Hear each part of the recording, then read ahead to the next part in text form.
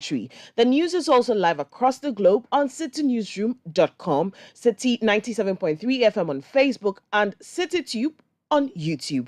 I am Wilma Obuobisa Coleman, and this afternoon I'm here with Charles Owusu Kumi. Coming up in the next 1 hour, former Minister for Environment, Science and Technology, Professor Kwabena Frimpong Boateng, speaks for the first time on his controversial Galamsey report, defending every detail embedded in the report.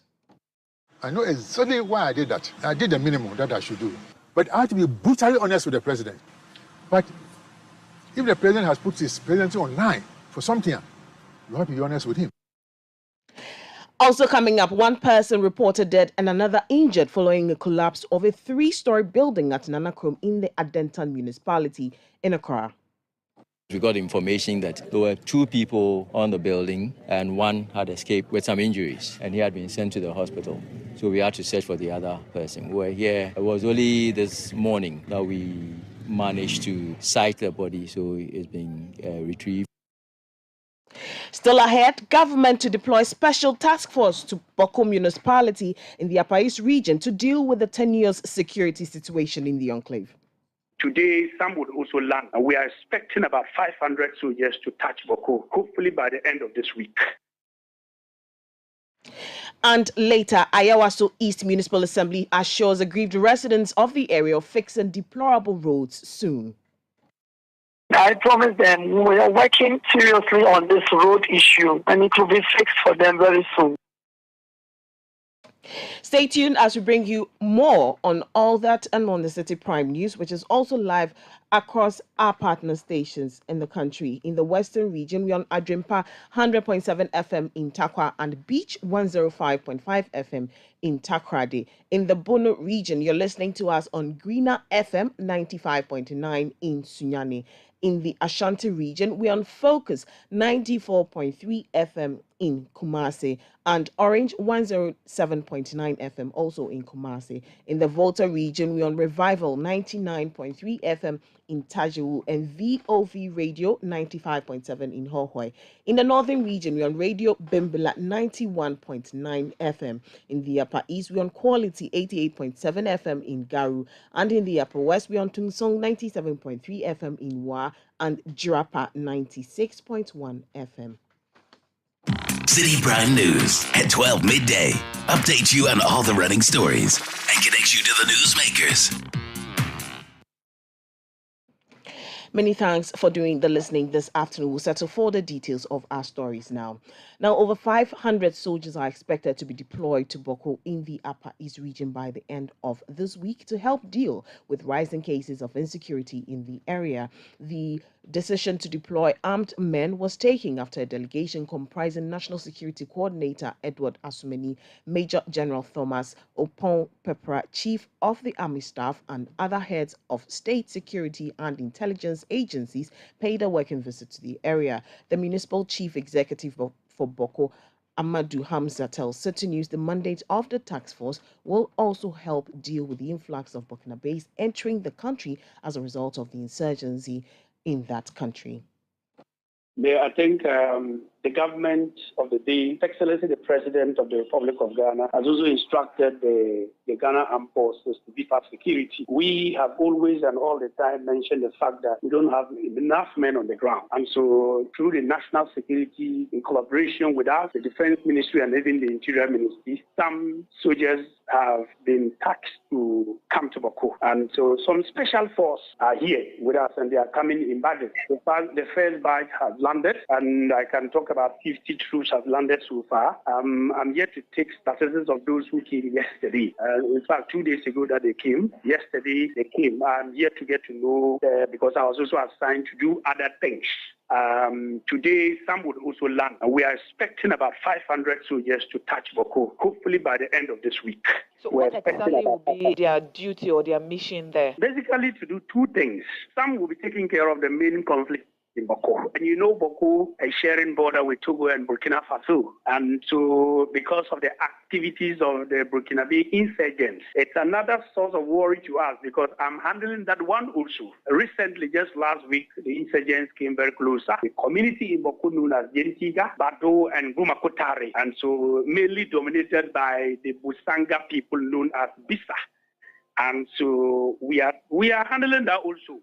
And so we need more of the troops here to take care of the main conflict in Baku and also that particular issue. And so they have been tasked to come and handle some of these issues. Then isn't that going to create some sort of tension, looking at the numbers? What tension? We need more. If we can even get 5,000 soldiers in Baku, we need it. Because I'm telling you, Baku is such a very vast area. How long are these soldiers going to be there? I cannot tell. It depends on how government wants them. But my understanding is that they are likely to be with us here for some time. What is the current situation in Boko? Boko is calm as I talk to you. There hasn't been any incidents as far as my office here is concerned. Everybody is going about doing his businesses or her businesses. You heard the municipal chief executive for Boko, Amadou Hamza. Now, one person has died after being trapped under rubble following the collapse of a 3-story building at Nanakum in the Adentan municipality in Accra. This incident comes barely a week after a similar occurrence at Medina. The recent collapse is reported to have occurred yesterday, leaving one other person with injuries. The municipal chief executive for the area, Alexander Ninoy Edumwa, tells Citi News the injured person has been sent to the hospital for treatment. Yesterday we got information whilst I was at another meeting that a building had collapsed around here at Maijo. My information is that at about 1:30 in the afternoon of yesterday, that is when it occurred. And I got here around about 4-ish. The assembly member, the National Disaster Management team from the region, the headquarters, as well as from the district level, were already here on the ground. The fire service was also here, and an attempt had been made because they got an excavator to come and attempt to rescue, because we got information that there were 2 people on the building and one had escaped with some injuries, and he had been sent to the hospital. So we had to search for the other person. We were here, it was only this morning that we managed to sight the body, so it's been retrieved and sent to the police hospital. That is the situation that we have. But there have been quite a number of people. So as at about 5-6 o'clock, we realized that the equipment that we had was not enough to do the thing. So I made calls to the military. We got 48 regiments. We got the National Dog Academy to bring us sniffer dogs.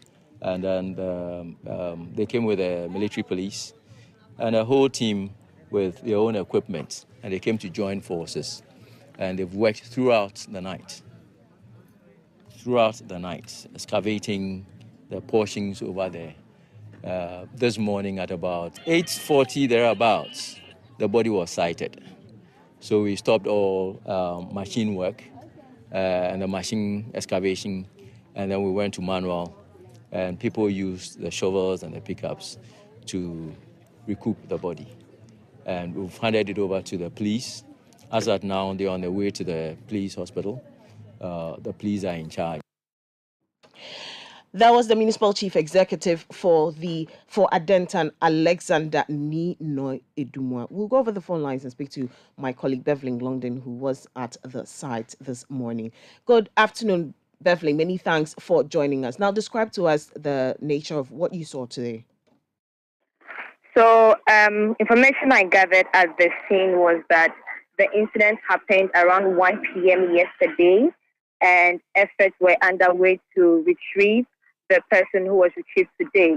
According to the eyewitnesses, there were 2 people, as earlier mentioned, and one person who cited danger, jumped off the building as it was collapsing, but the other one could not do same, and so he was trapped under the rubble. Now, officials from NADMO, the police, military, and the fire service were at the scene and then they helped, retrieve the body. But that was after almost 15 hours of searching for the body and then trying to retrieve the body. So that was what happened this morning. There were a lot of people at the area, who were sad at the incident. The building collapsed onto another one that's just close by. And information I gathered was that it's for the same person. And so he was, mounting this 3-story building in attachment to what he already had. And then also he had a car parked under this building that was under construction. And as the building came down, it had totally destroyed his car entirely. I met the MC for Adentan there, Alexander Nino Eduma, who said that investigations have started. The body has been, deposited at the police hospital morgue, and that investigation has started. The area has been cordoned off. There are still NADMO officials here who are warding off people, who want to go inside and then go and see what happened and how much of a destruction the collapse caused. And the MC had also indicated that his outfit will, get some engineers so that they embark on an exercise to, check on the structures and then projects that are being built in the area.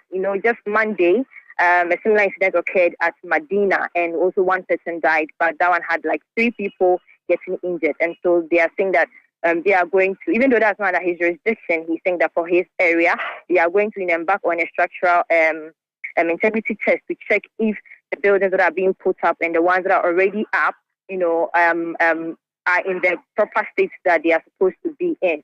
So I spoke to the MC if we could listen to his soundbite.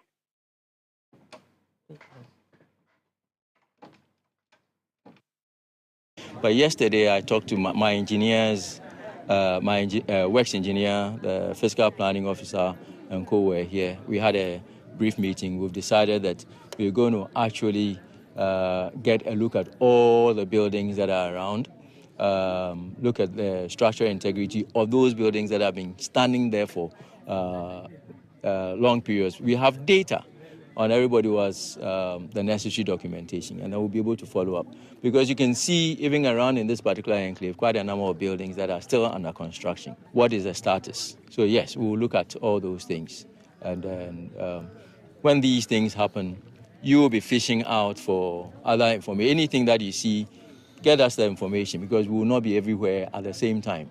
At the same time, to people, to the neighbors around who see other things, are free to inform the assembly about these things. I mean, if you have 20 people working in your works department who are in charge of development control, they can't be everywhere at the same time. That is not an excuse. You get the point? But that is the limitation that we have. And then we'll have to build on that and be able to improve on the situation that we got. You heard that the Municipal Chief Executive for Adentan, Alexander Ninoy Eduma, and my colleague Beverly Longden is still on the line. Now, Beverly, quickly to wrap up, what more can you tell us?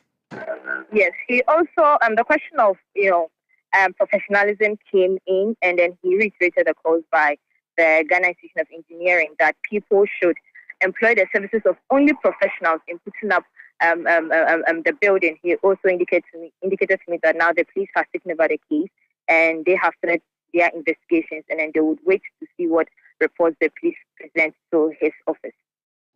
All right. Thank you very much for that update. That was Beverly London of the City Newsroom. Now, former chairman of the defunct Interministerial Committee on Illegal Mining, Professor Kwabena Frimpong Boateng, says he stands by all the details of the report he presented to the Chief of Staff about the work of the Interministerial Committee on Illegal Mining. Professor Frimpong Boateng says all persons and institutions cited in his report are involved in Galamsey. Speaking to Accra-based television station UTV for the first time since his controversial report, Professor Frimpong Boateng says everything he said in the report is the truth. The report here, I check about ever since transitional about for BAM, just say, and this MP Abana, second one Abana. Yeah. Chief of Staff Cemetery report. Now, this report was presented years ago to the Chief of Staff when government was transiting. I needed to be honest to the President and say it as it is. I needed to let them know what was happening as far as the fight against Galamsey was concerned, and I needed to be truthful. So I wrote what I wrote. As to how it was leaked, I have no idea. No, but I have to be brutally honest with the president. And one said about Bunting after two years, minimum will be may my can't be auntie. And it's not some mechanic because the say no crown. The idea my try with the man paying for. This is a now, I wrote a lot of reports during my time as chairman of the committee and made several presentations to the cabinet and the Council of State. I needed to be honest and truthful. I did my part. I played my role. Your presentation, and the American, and yet, Sabi, and Contumpa Sabi, Nemo says, Sana, Nipafano said, and you're fine. Send me to Mrs. Obiagi. But the American said, I had to be honest with the president and anyone not a Hanam Pisa. You check your one. Return me a queen. Yes, I do. Professor Frimpong Boateng also denied reports that his son is heavily involved in Galamsey, but failed to mention him in the report. He's not involved. Namika saying, and we said, you're there for Shrag 2019, for almost 4 years, we've been investigated. And the Shrag report, Napa said, Minya Galamsey, Mibanya Galamsey. And that's why I couldn't talk, because if you are being investigated, you have to keep quiet and wait for the end of the. My son has never been involved in Galamsey. This matter was investigated by Shraj, and my son was cleared. He worked with one of these mining companies during his national service days. So when he left, he called his friends from Canada and British Guyana to come over to work with him.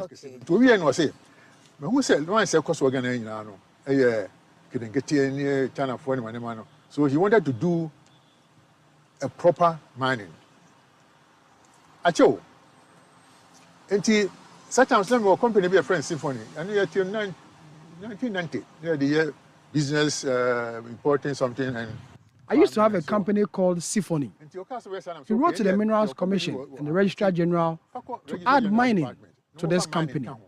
He was given a license to operate. He operated legally with no distraction to the environment. Baby. Okay. And I say 5 and one team and you know, so you might do or they 3 miles, okay, 2. 2 no, 1 year to a friend enough for if we Canada, British Guyana, America for you. I said, let's set an example and do this properly. And to me, we are reconnaissance. That's the first stage. Okay. To me, the report no call Minerals Commission. Yes, which might be prospecting. The technology he used ensured that the environment was not destroyed. In the process, there was some misunderstanding in the town, so he left. He wrote to the Minerals Commission that he has stopped operation. So, in the process of doing that, and now, Akasakasaba area, Japan Drobo.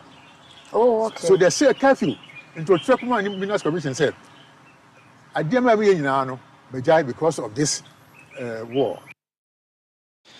That was former chairman of the defunct Interministerial Committee on Illegal Mining, Professor Coleman Frimpong Boateng. Now, a man alleged to have killed a Ghanaian woman, Janita Dogbe, in the United Kingdom, has been charged with murder by the UK's Metropolitan Police. The 33-year-old woman was killed in South London on Monday while she was on the phone. She's reported to have been walking along the Stockwell Park just after 4 p.m. when she was approached and attacked by the man from behind. Her alleged killer, Mohammed Noor, who was also charged with possession of an offensive weapon, is due to attend Croydon Magistrates Court today. According to the UK Daily Mail, Janita Dogbe was the founder of a charity that helped people suffering from sickle cell in Ghana and Togo. You're still listening to the Citi Prime News live from our studios at Adabraka in Accra. Still ahead in the bulletin, the Owusu East Municipal Assembly has assured aggrieved residents of the area of fixing deplorable roads soon. We'll bring you details of the stories and others. Do stay with us. Citi Prime News at 12 midday updates you on all the running stories and connects you to the newsmakers. The international football season has just reached fever pitch, and GoTV will be right there for it all. So get settled into your living room stadium because you are coming with us to the epic finales of the Premier League, Serie A, La Liga, Europa League, FA Cup, and more. All you have to do is get and stay connected to GoTV, where all the big games keep coming. Points of world-class difference. GoTV, love it. No one stops that. Citi Prime News at 12 midday. Update you on all the running stories and connect you to the newsmakers. You're welcome back. Many thanks for staying with us. Now, the Owusu East Municipal Assembly is assuring aggrieved residents of the municipality that the deplorable road network will soon receive the needed attention. This follows yesterday's demonstration by some residents of Nima and other communities demanding for the roads to be fixed. The demonstrators have given the Assembly a 30-day ultimatum to fix the Nima Highway. In an interview with Citi News, the Municipal Chief Executive for Owusu East, Haja Salma Muhammad, indicated that government is in the process of procuring contracts to fix about 12 kilometers of the roads in the municipality. We had several meetings actually with the concerned youth of Nima concerning our roads, and then I took the matter up, sent the matter to the minister. The minister has given approval, and then it has reached the procurement level. So I pleaded with the concern and everyone at least to have patience for the contractor to come and start. So they fixed their own time. They said I should give them time. And I said it's not the assembly who is constructing the road. The assembly cannot fix any road, but it's about the ministry. But I cannot give them date. So they gave me April. So April, they started saying they will go for demonstration and all that. So I told them now that it has reached in the procurement level, so they should still be patient. The road will be fixed first. And they didn't, of course, agree with what I was saying. That's why they demonstrated. Some assemblies were giving 5 kilometers and even more, but ours is like almost 12 kilometers. There's the Nima Highway and then some of the inner roads. I promised them we are working seriously on this road issue and it will be fixed for them very soon.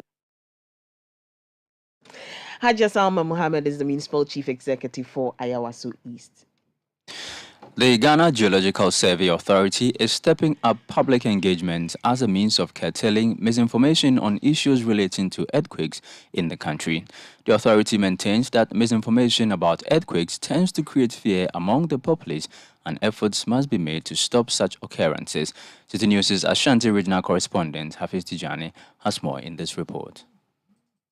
Accra has been identified as an earthquake-prone zone by the Ghana Geological Survey Authority after parts of the national capital experienced several earth tremors in 2022. The Geological Survey Authority, after the December 22 earth tremor experienced in Accra, warned of more such incidents in parts of the capital. The authority is, however, intensifying public awareness of what safety measures the public can adopt in times of these disasters. Acting Director General of the Ghana Geological Survey Authority, Isaac Kunwan-Wimble, says the public must also be prepared for such incidents. In the event of an earthquake, what the public needs to do is that, first of all, wherever you are, you will need to go down and look and go under either a table, a bed, or anything,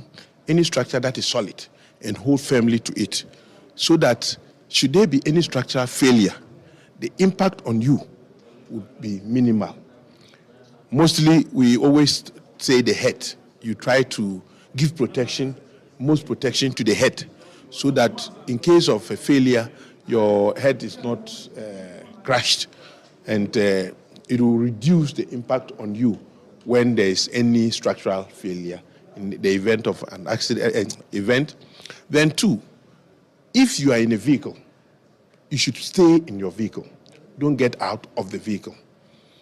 3, if you are on a flyover, it is advisable you get out of the flyover, because if the flyover or the bridge collapses, then you'll be caught in that event. So it is better to go off or go outside the bridge and be in a safe environment.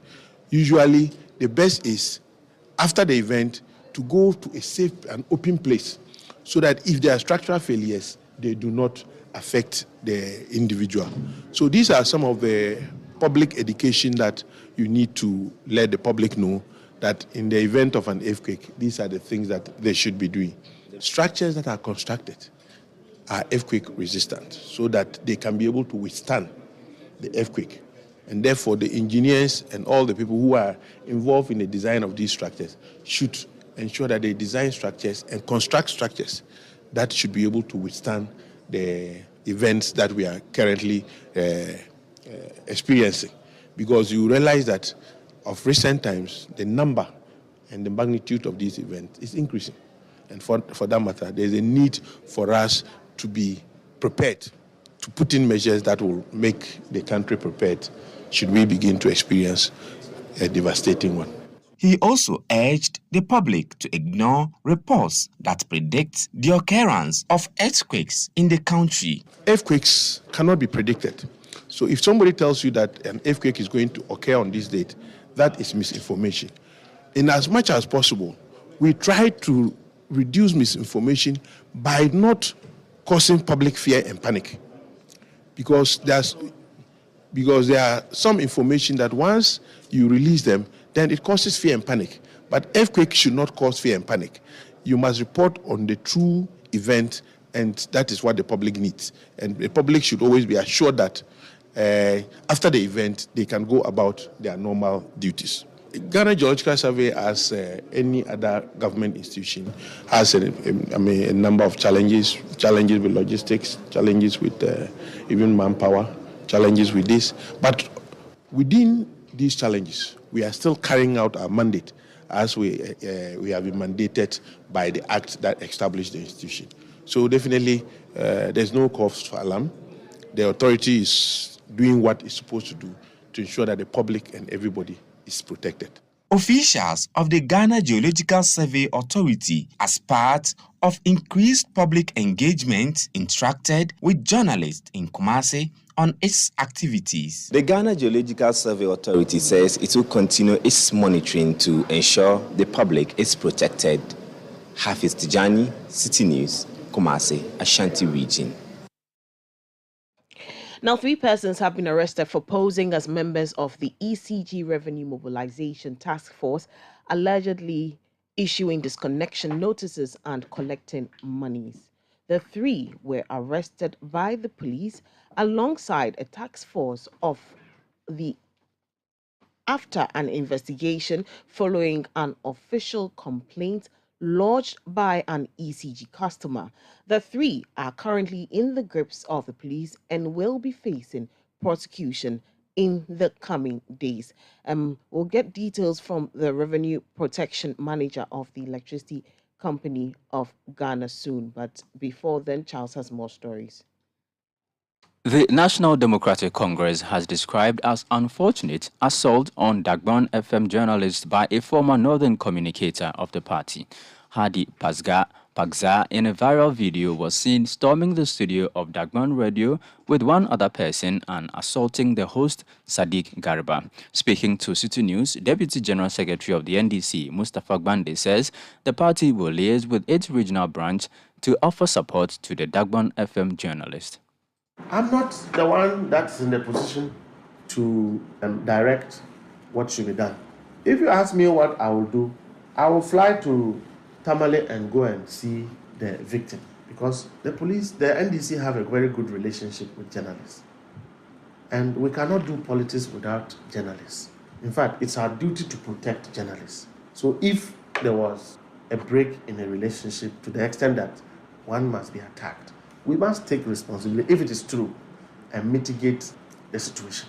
So that is what I can say. But as to whether should be subjected to law or not, is not my business.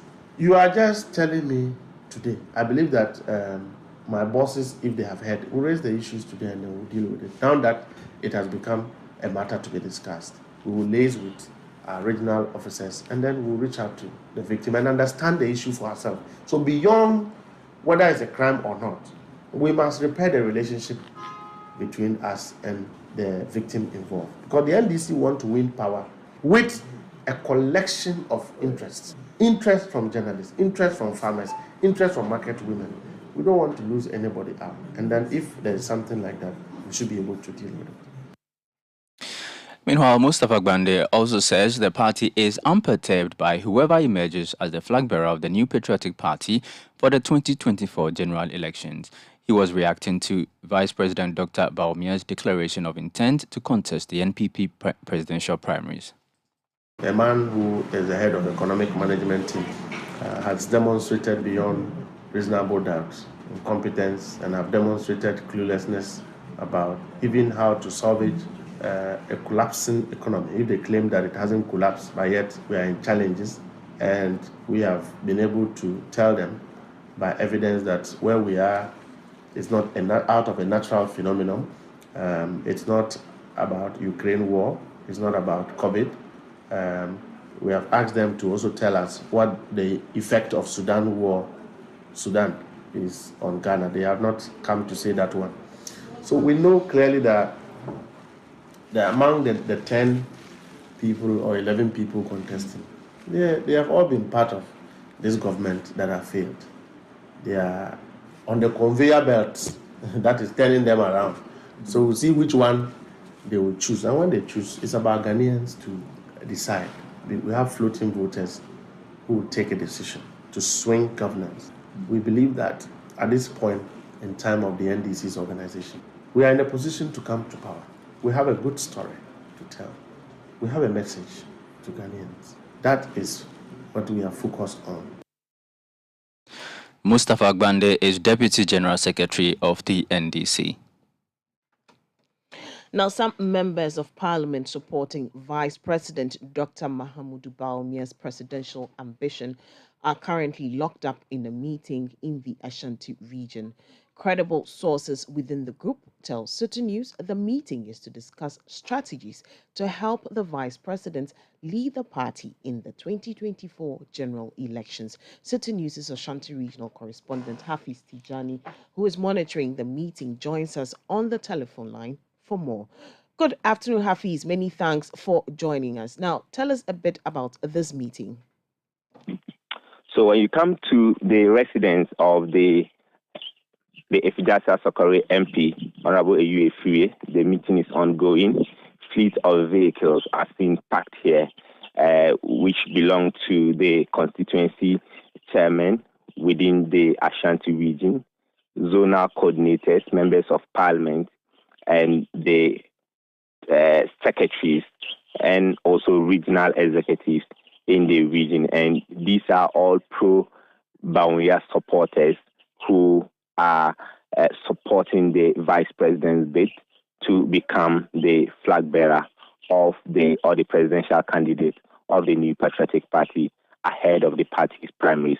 And we are learning that this meeting started as early as 10 a.m. today, and all the organizers and also the secretaries and the chairpersons came from across the constituency to pledge their support and also map up strategies that will help the vice president to secure victory ahead of the party's presidential primaries. And we are also told that this is a very crucial meeting for them, and this is the first operational meeting for them. That is what we are learning from sources within the group.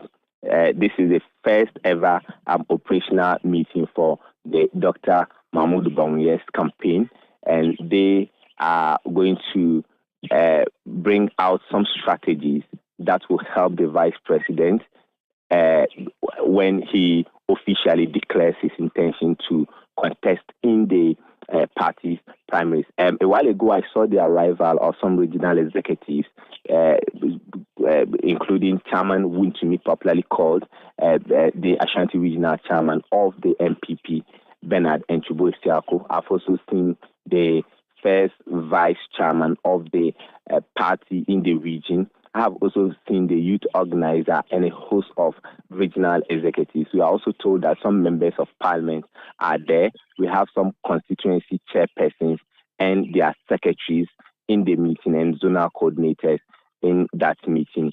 So the meeting, we are told, is going to take a very long time because this is the first ever operational meeting they are holding, and they want to ensure that they bring out key strategies that will help the vice president to become the flag bearer when the party is electing its presidential candidate. Well, thank you so much for that updates. Keep an eye on this meeting, and we'll come back to you later for the outcome of that meeting. That was our Ashanti regional correspondent, Hafiz Tijani. Now let's go to Parliament. The MP for Doma East, Paul Chumberima, has denied claims by the minority that the approval of loan agreements by the House on Tuesday was not a unanimous decision. In an interview with Citi News, the lawmaker says the approval of the loans was a collective decision. There is more in the following report.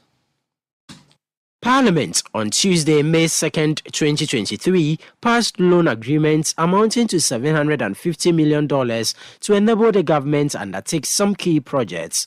The minority denied voting in favor of the approval of the loans, with a member of Parliament for Yape Kusou, John Jinapo, saying that it will be unfair for anyone to blame the minority caucus for the passage of the loan agreements, adding that they vehemently opposed the loan agreements, but the numbers did not favor them.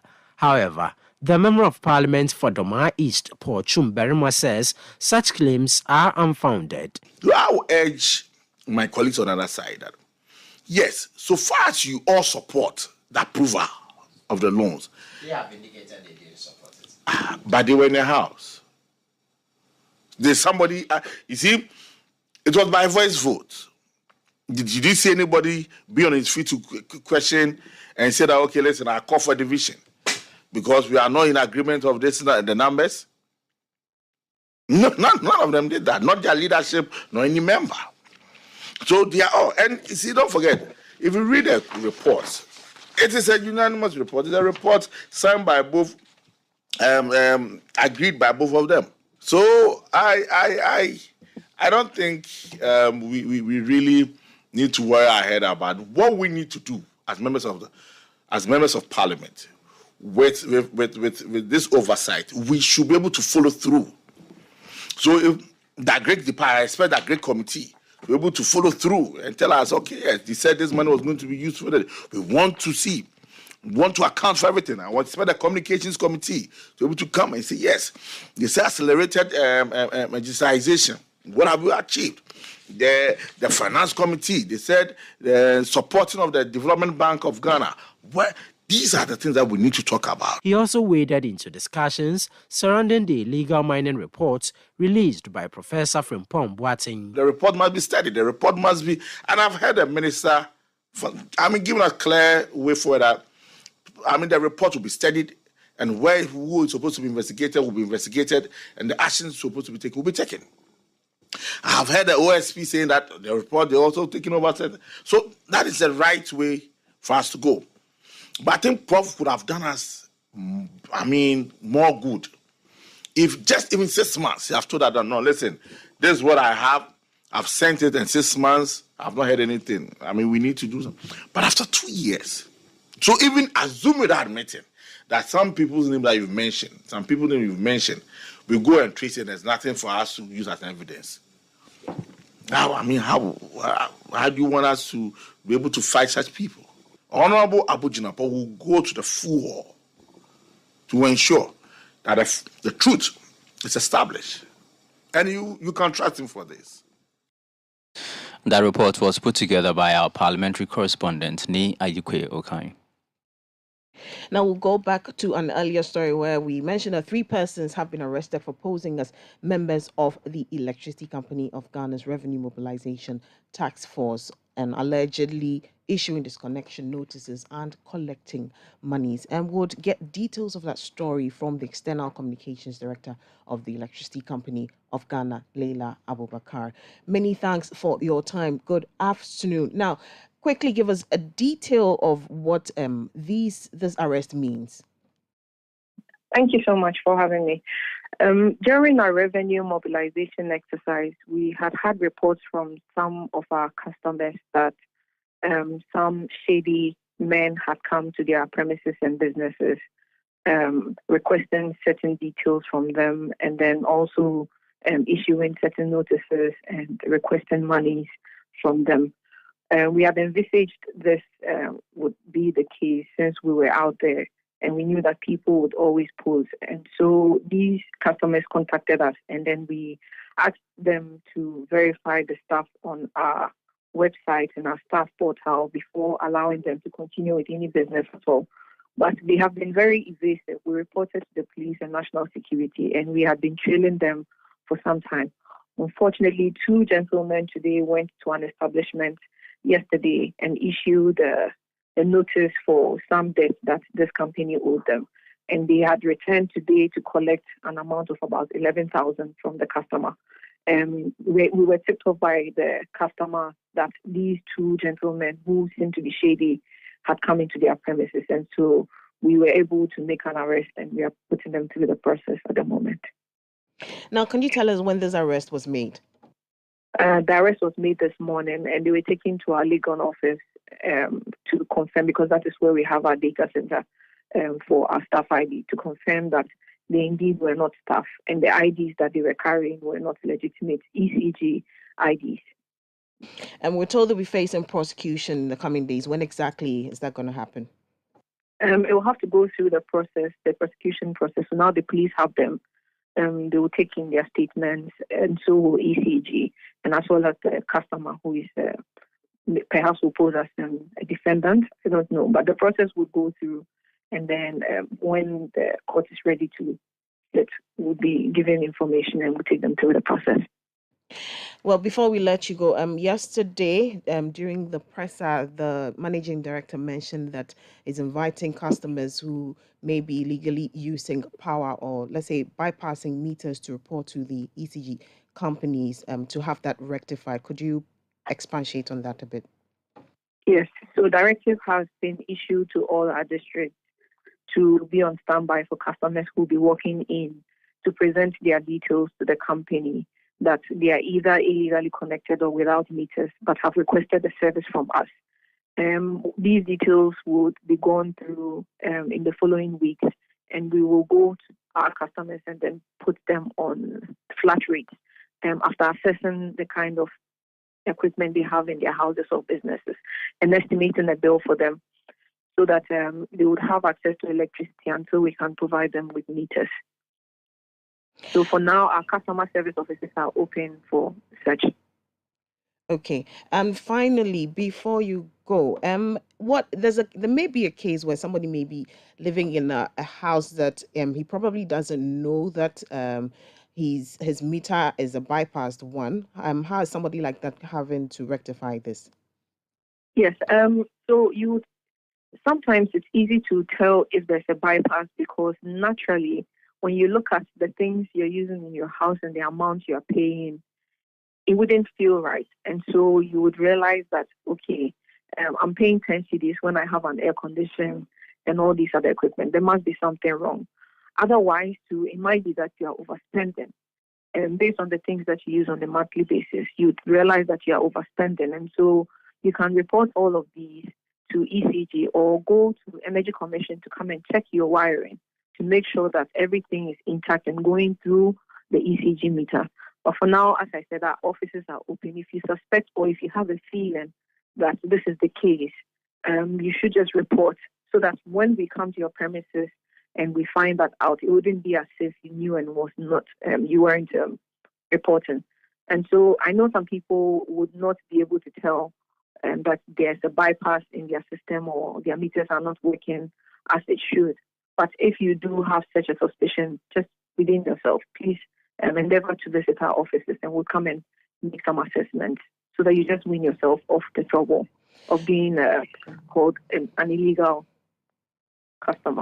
All right. Thank you so much for that update. You heard that the External Communications Director of the Electricity Company of Ghana, Leila Abubakar. She's given us details on the arrest of some 3 persons who were posing as members of the Electricity Company of Ghana's Revenue Mobilization Task Force. Charles will bring us more stories. Yes, senior lecturer at the University of Education, Winneba Eric Sechin-Ketia, has declared his intention to contest the NPP presidential primaries in November. Eric Sechi Nketia says he has what it takes to lead the NPP to victory in 2024. He joins a tall list of 9 aspirants who have declared their intent to be presidential candidates of the NPP. Speaking to journalist Eric Sechi Nketia says with the right campaign message, the party can break the 8. I've invited you here today to announce my candidacy for the 2023 presidential primaries of the New Patriotic Party as the party seeks an able successor to His Excellency President Nana Addo Dankwa Akufo-Addo. The party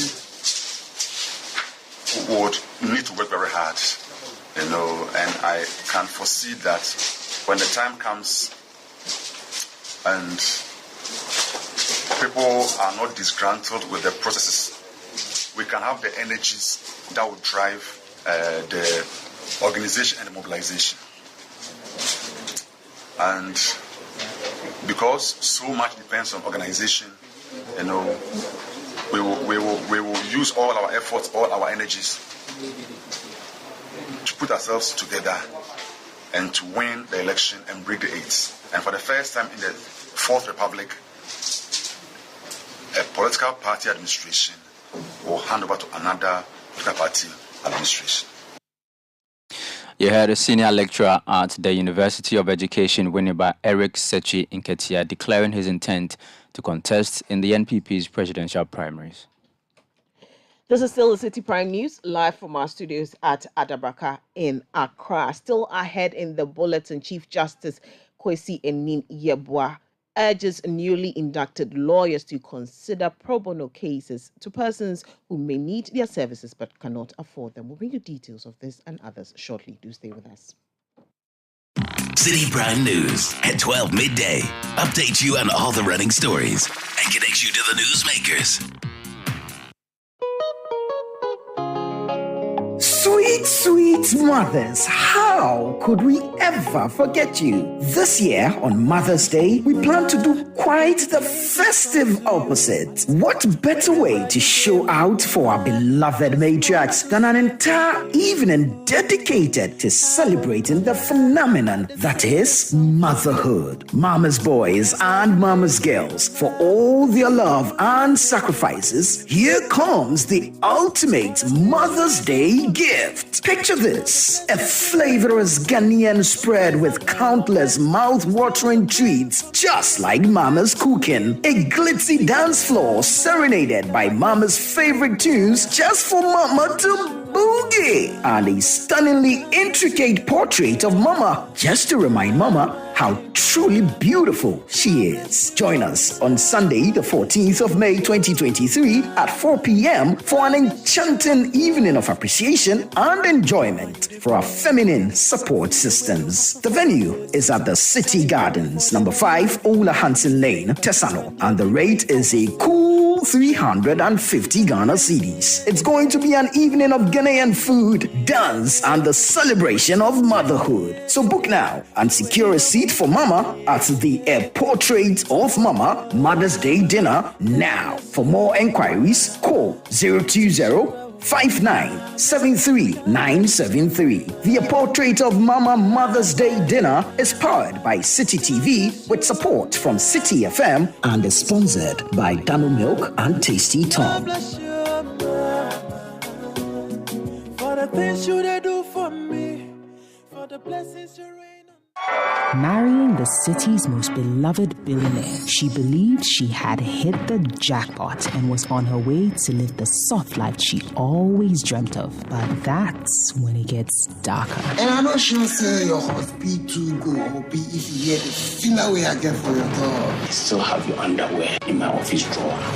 Watch Adipa as she navigates the glamorous and gloomy world of the rich and powerful in the all-new drama series, The Billionaire's Wife. The Billionaire's Wife, only on Showmax. Sign up at showmax.com. Citi Prime News at 12 midday. Update you on all the running stories and connects you to the newsmakers. You're welcome back. Now, Chief Justice Kwesi Enin-Yeboah has implored newly inducted lawyers to consider offering free services to persons who need their services but cannot afford According to the Chief Justice, persons in such categories may not be favored by law owing to the fact that they could not pay for the services of legal representatives. The Chief Justice, Kwesi Yeboah, made this remark during an event where 197 new legal practitioners were called to the bar after going through legal education. In his address, he urged legal practitioners to uphold the ethics of the profession. As new officers of the court, you are simultaneously enjoined to uphold the interests of the courts, the profession, and the society at large. Your duty to the court and to the client is particularly critical to the effective functioning of the law in court proceedings. The need to effectively balance these two duties cannot be overemphasized. Your duty to the court includes candor, honesty, and fairness. It is therefore unprofessional and unethical for a lawyer to mislead the court by deliberate falsehood. The legal profession thrives on good character. You must therefore take pains to guard your integrity. Your good reputation could not be lost in just a fleeting moment, and you may never recover it. In this regard, do not be quick to slip over your ethics notes. You heard the Chief Justice Kwesi Yeboah. Now, yesterday we brought a story where the other Kolebu Teaching Hospital, we mentioned that the magnetic resonance image MRI has been faulty since February 2023, awaiting major repairs, I beg your pardon. Now, this comes on the back of complaints that patients were denied access to the service. And Citi News spoke to some sources at the hospital, and they revealed that some major components of the machines have already been imported into the country for repair works to commence. My colleague Kennedy Chumesi is at the Kolebu Teaching Hospital and joins me over the phone lines with more. Good afternoon, Kennedy. Many thanks for joining us this afternoon. Now, what can you report? You are at the Kolebu Teaching Hospital as we speak. Okay, so Wilma, I'm currently standing in front of the Advanced Imaging Center here at Kolebu Teaching Hospital, where they undertake these scans, and I can confirm that the magnetic resonance imaging, which is the MRI, is not working, but the CT scan is in full operation. In my interaction with some of the patients who are trooping in for their scans, all of them are coming in for the CT scans and not the MRI. And per my interaction, there's some information I'm gathering. The persons who are supposed to come in for MRI are not even referred to the Kolebu in the first place to get their scans done here because of the 40 MRI scans here. So they are being asked to go to other private hospitals to get the scans before they come. So you won't see any patients coming in here for an MRI scan, but you see patients trooping in for their CT scans. And basically, this is the situation I've got it here. And what have authorities been saying about this? Yeah, per my sources at the Kolebu Teaching Hospital, they indicated that the MRI scans have been down since February 2023, and they are awaiting major repairs. My source indicated that some of the major parts of the machines have been imported currently. About 80% of them have been imported for the repair works to commence, but there's no given timelines as to when it will be functional. But he indicated to me that the components are currently in, and they are expecting more so that they can begin the repair works for the MRI scan to become fully operational. Well, thank you so much for that. That was my colleague Kennedy Chumesi reporting from Kolebu. Now, the Securities and Exchange Commission SEC has reiterated its commitment to address the concerns of customers whose funds have been locked up in various financial institutions. This comes on the back of calls of customers who have collapsed financial institutions under the name Black Shield Capital Limited for their monies to be retrieved.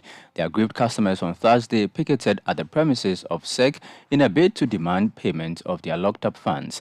In an interview with Citi Business News, Director of Communications at SEC, Dr. Godwin Ansa, explained that most of the processes are in the hands of the court and it can only take action once the court has made a pronouncement. Indicated the object of the SEC is very much hinged on the protection of investors and integrity of the market. We take the issue very seriously. We have heard the allegations that the SEC appears to be delaying the process.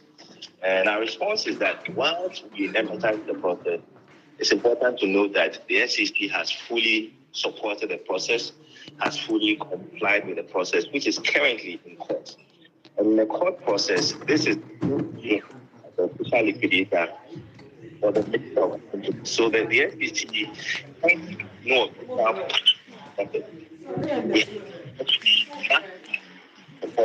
for example, we have provided relevant documentation when needed to lawyers of the opposing side. We have provided all the information. We have identified when called upon to do so.